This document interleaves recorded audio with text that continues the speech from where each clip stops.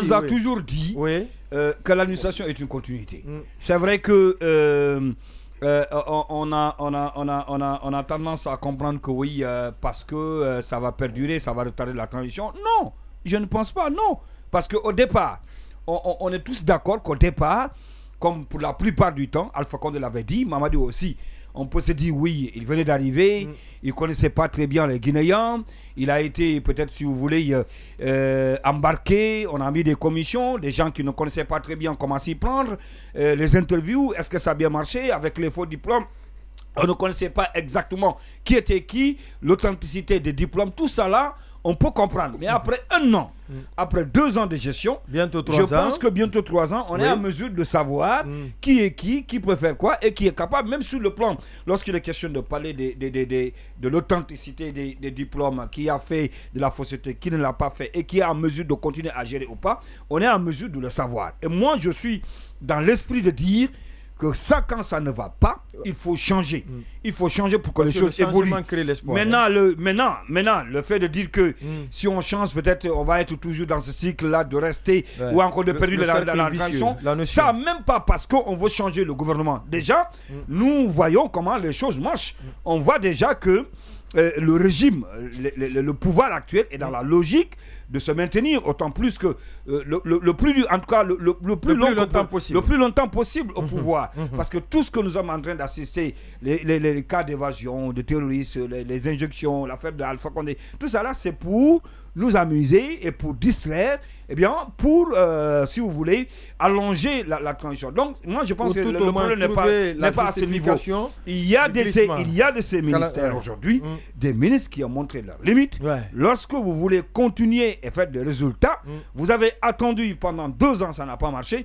Mais il faut le changer. Moi, je pense qu'il n'y a pas de mille chemins par rapport à ça. C'est aussi simple que ça. Oui, Lamine Moïma Sissi. Oui, on dit qu'il faut de la stabilité dans la gouvernance. Il ne faut pas changer pour changer. Mais il se trouve que malheureusement pour le cas guinéen, il y a une nécessité de changer.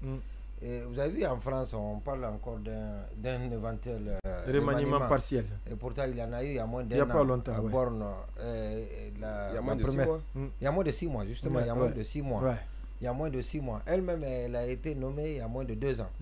Donc, son gouvernement a déjà été remanié la première fois. Et donc, la deuxième fois, ça se dit et les rumeurs en parlent beaucoup en France. Alors, surtout qu'elle n'était pas le choix de Macron, personnellement. Absolument, justement. Alors, Elisabeth Borne.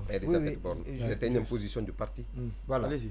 Alors, donc, je comprends, il s'intéresse bien à la politique française. Alors, donc, pour revenir au cas guinéen, il est important de rappeler, pour ceux qui pratiquent cette administration et avec lesquels on prête une oreille très attentive, que les choses ne fonctionnent pas bien à tous les niveaux. Et nous-mêmes, on peut le savoir. Et il y a plusieurs départements qui sont à l'arrêt. Et d'ailleurs, depuis que cette idée de remaniement s'est propagée, il y en a beaucoup plus qui doutent, et qui hésitent, et qui titubent, et qui se disent, bon, attendons que la chose passe. Et même la hiérarchie qui est là et qui n'est pas rassurée d'être là, et parce que c'est vrai que ça n'arrive pas, mais il n'y a rien qui garantit à ces gens-là qui vont rester longtemps à la tête de ce département, qui vont résister certainement à la vague qui va arriver, et ça va arriver forcément. Il en a besoin. Et donc, même ça, il n'y a pas un climat de sérénité. Il n'y a pas un climat de sérénité au sein des départements, d'assurance au sein des départements. Et ça, c'est une réalité. Et même celui qui pilote le gouvernement, qui est le Premier ministre, on l'a vu plusieurs fois, son autorité a été souvent mise en cause par certains groupes, certains ministres qui existent encore.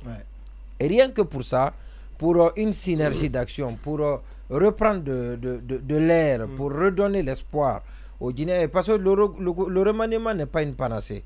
C'est-à-dire qu'il n'est pas dit que dans un pays, que quand on change le gouvernement, que tout va changer. Non, mais ça redonne de l'espoir. En attendant, que les gens ne se rendent compte que ceux qui ont été changés, malheureusement ceux qui sont arrivés sont plus mauvais, en tout cas ne sont pas la solution souhaitée. Alors, mais je crois que ce qui se passe aujourd'hui, il faut être certainement dans la tête du président qui passe tout son temps certainement à cogiter là-dessus, que c'est très difficile. Il y a eu des choix qui ont été faits.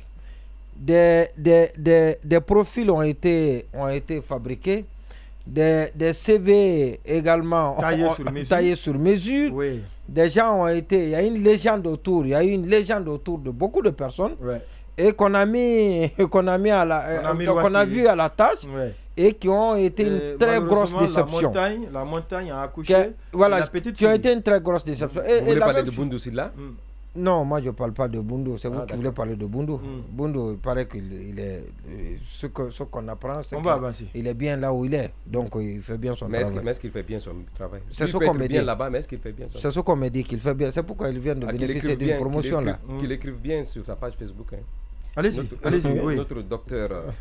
Allez-y, Monument, on va terminer avec vous. Maintenant, vous savez, le président Alpha a eu la même chose. Quand il est arrivé, il a dit qu'il ne connaît pas les cadres guinéens et que si son frère était vivant, les 80% de ceux qu'il a nommés ne seraient pas nommés. Ça, c'était un aveu d'échec. On a vu comment les choses se sont passées. Et même après, lui, il a annoncé que c'était fini, la rupture après le 3e mandat. Et donc, il a repris, il est revenu avec les mêmes personnes. Et même ça, cela a créé une sorte de désenchantement, une sorte de désespoir sur les populations qui n'ont pas donné qui n'ont pas donné une période de grâce, qui n'ont pas accordé une période de grâce à la nouvelle équipe, à l'ancienne nouvelle équipe qui est arrivée. Maintenant, aujourd'hui, je ne crois pas que le colonel ait une pièce de réchange avec lui.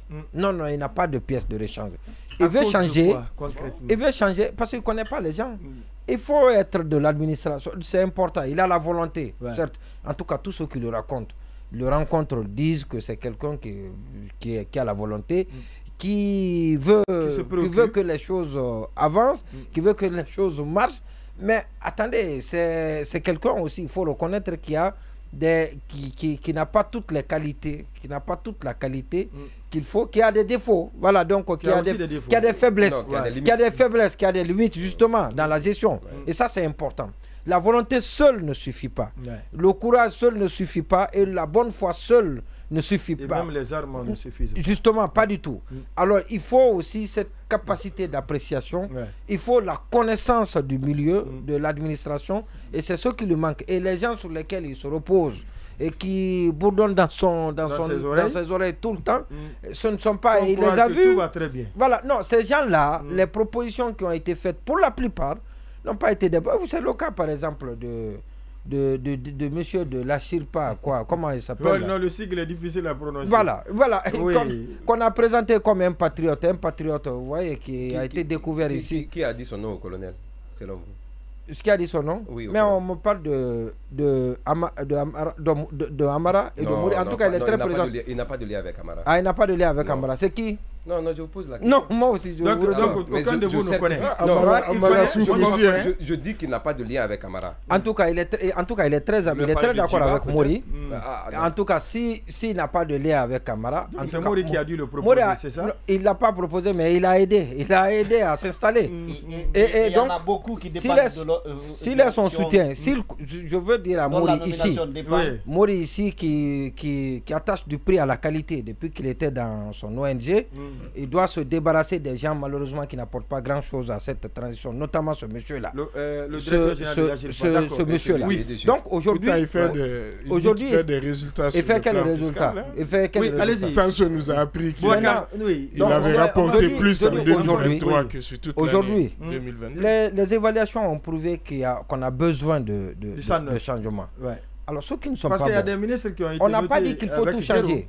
Oui, on n'a pas dit qu'il faut tout changer. Mais très sincèrement, aujourd'hui, on a besoin de ça. La primature et les ministères nouveau pour repartir sur Qui t'a puisé dans l'ancienne équipe de Alpha?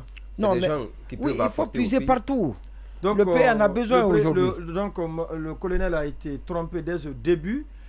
qu'on jette de l'eau propre sur tous ceux qui étaient aux affaires sous Alpha Condé. Non, le problème du colonel a été deux choses. La première chose, quand il dit qu'il n'y a pas de recyclage. Et ceux qui l'ont dit, parce qu'ils voulaient protéger leur strapontin là. Donc on se disait que s'il y avait tout le monde, il n'aurait pas eu de place. Ça, c'était une très grosse erreur. Et quand il a dit qu'il n'y a pas d'école pour l'expérience. Et ça aussi, c'était très grave. Et je crois qu'il est en train de les regretter aujourd'hui. Parce qu'il a repêché et il fait recours à des personnes expérimentées. Mais c'est un peu tard. C'est pas trop tard, mais c'est tard.